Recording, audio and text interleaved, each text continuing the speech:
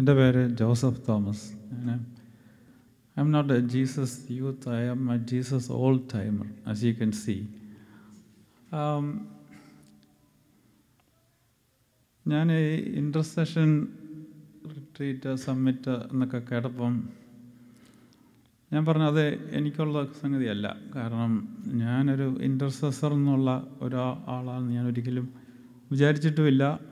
അങ്ങനെ I'm sorry. Thank you. I never considered myself as an intercessor. But then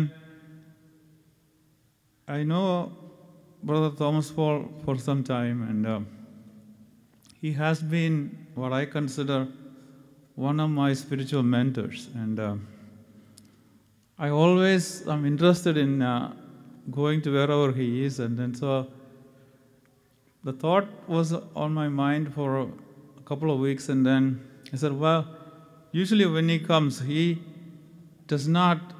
goes to all the new concepts that he has. He will usually cover them. So I said, whatever the topic is, I'm going to sign up. And then like everybody shared, I found this every day something is coming. And so I said, okay, well, let's get into it and see what it is. And so I started getting into it, and to make a little going back about 5 years back or 6 years back, I attended brother's retreat about the personal prayer, and I said, I cannot get up in the morning, brother. I cannot get up in the morning because my whole day is lost. I don't want to put a scandalous thing in front of your mind, because most of you are committed people. They wake up in the morning and pray. But I told brother, I do that. I tried to do that, and the whole day I cannot function. So he said, well, brother, all you have to do is like after midnight, any hour, get up in the morning, and then after 1 hour, you can go back to bed. Okay. I said, okay, well,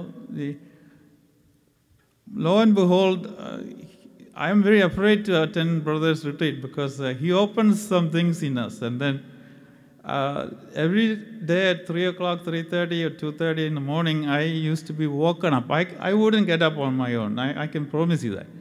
But I used to be woken up every morning around that time, and I would sit with that brochure, the trifold one about the Our Father model of personal prayer. And I did that. For 3 years, I did that. I shouldn't say I did that, but somebody woke me up and I did that. And then it stopped. Of course, I wouldn't get up by myself, right? So it stopped. And then I was very concerned about that. And then a year later, I attended another retreat, and I told brother about it. And he said, well, he may be calling you for another type of prayer. I said, okay, well, that's a good news, because I was very concerned about it. I wasn't doing personal prayer regularly either. But I always had this on my mind after coming to renewal, that I have been given this experience of God, and there are a lot of people who are in the world who do not have that. And I had a thirst for that. And so I started doing some things that I consider may be useful, and trying to work in the vineyard. So then, when I started listening to the talks, that the intercession itself, the subject itself, he turned it on the head. Because instead of somebody sitting and praying for somebody else, the Holy Spirit, so the living water that wells up within us, that is that Jesus said, those who are thirsty, come and drink. So he said that water, that living water, will be starting to welling up within you, and then it'll flow out.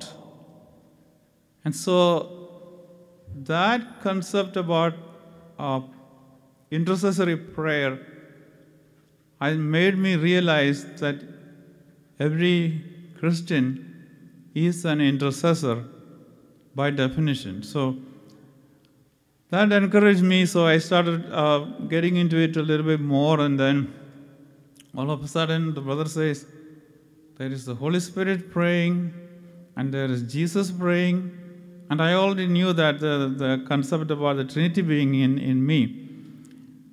And so then I got a little, for a few days, I got this confusion. I said, there's all these people in me.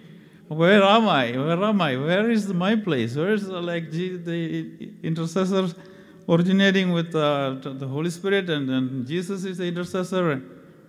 I kind of lost my place. But then one day I shared with a brother, I was meditating on the Trinity and there's all of these things, and I went to communion, and nothing like this usually happens to me, but when I was receiving the precious blood, there was a particle of Jesus in that chalice, and then sometimes I see that, and I try to take that in if it is close to the edge of the chalice. And that time I heard something which said, I take you up into myself. So I was trying to get that host, but then I did not get it. But I heard this inspiration in my heart which said, I am taking you up into myself. Then I got my place. In the personal prayer, when I started sitting after that, I said, oh yeah, Jesus has taken me up into himself, and I am there with Jesus, and I am sitting with him, and then whatever the Holy Spirit is praying, Jesus is interceding, and brother said, sit here a while with me, was what Jesus told his favorite friends. So that made me a lot more comfortable about prayer itself and the intimacy that you can share. And brother talked about the going into the inner room, and he trained us during that retreat. But then it only until recently, after you prayed for us every day, I told you he will open things in you that you don't even know that exist. So I think it is that prayer that opened something there. The intimacy has gotten so much deeper, and that now it almost becomes like a harem. Like a prayer is a harem. That's not English. But yeah, there we go. The prayer is an intoxication now. Or I'm not claiming that it is quite there, but I think I'm tasting it. I'm tasting it. So now I know personal prayer is the beginning, and I think now that you hear more and more about the talk, to me it looks like that's a summit also. So that was part of that, and then we talked about the reading of Book of Wisdom 7, 8, and 9, and we did that for many years. And then this question came into my mind. Brother is always talking about the New Testament, and why is he still going about to the Old Testament? And Jesus says there is something greater than Solomon here. Why is he always going back to the wisdom? And then I listened to the talk again, and he said, you have to start with step 1, steps 2, like kindergarten, first grade, second grade. So I understood. I know I am nowhere near kindergarten, so then I understood that why I had to go back to the Book of Wisdom again and again. So that part was clear, and then today, when Brother shared about the Pharisaic mentality, and then he said there is triangle in us. Jesus is in us, the sinner is in us, and the Pharisee is in us. And he said Jesus doesn't mind the sinner because he's already acquitted me. But what about the Pharisee? So the judging, the criticism, the comparison, the fact that I am grading people in my mind, what about that? Well, brother said something. So nothing can prevent God from working. So that's a big consolation. I had to give that Pharisaic mentality to the Lord and let Him process it. And it is said that the Lord can make manure from waste.